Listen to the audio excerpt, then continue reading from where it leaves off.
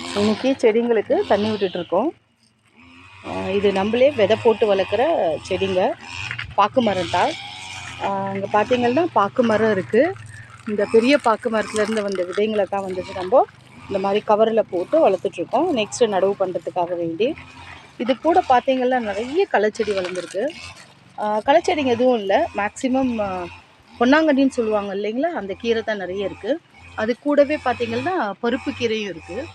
So இதெல்லாம் இன்றைக்கி எடுத்துகிட்டு போயிட்டு வீட்டில் சமைக்க வேண்டியது தான்.